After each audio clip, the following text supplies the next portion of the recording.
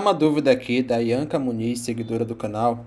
Ela diz assim: o meu, no caso do TCC, na verdade é um artigo, né? O meu artigo deu 3,39. Isso aqui é de compatibilidade quando ela fez análise de plágio no software Copra Spider que eu ensino aqui no canal. Mas no artigo teve esse resultado, boa parte das palavras em vermelho eram que estavam nas referências, ou então em parágrafos com palavras avulsas. A maioria em partes que eu nem usei aquele artigo para escrever. Meu TCC inteiro foi feito com citação indireta e eu tive o cuidado de escrever os trechos com as minhas próprias palavras. O que eu faço nesse caso? Devo me preocupar? Essa situação aqui que ela está descrevendo é muito comum. Por quê? Como o artigo é um texto pequeno, você tendo um número razoável de referências, ele vai entender que as referências são um plágio, e por isso que ele vai dar alta compatibilidade. O Copy Spider, quando ele dá mais de 3%, assim como outros softwares, ele diz que é um indício de plágio. Não quer dizer que é necessariamente plágio. Pode ser esse caso que eu acabei de falar, existem outros casos também, se tiver muita citação direta. Só que o que acontece? Olha só.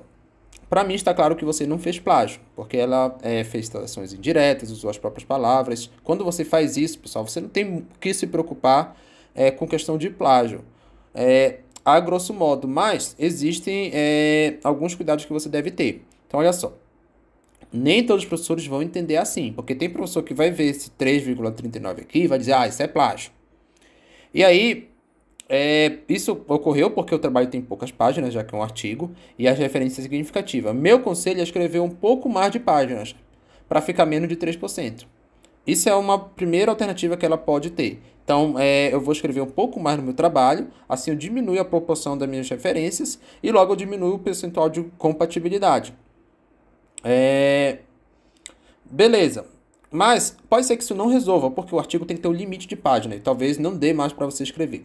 Nesse caso, o que você vai ter que fazer? Você vai ter que diminuir o número de referências. Às vezes, você coloca 3 referências no mesmo parágrafo, por exemplo, e você vê uma referência que só está ali e que nem é tão necessária, aí você tira essa referência. Você só deixa mesmo aquelas referências que elas são mais recorrentes. Porque fazendo isso, você diminui o número de referências e diminui a proporção de referências no trabalho.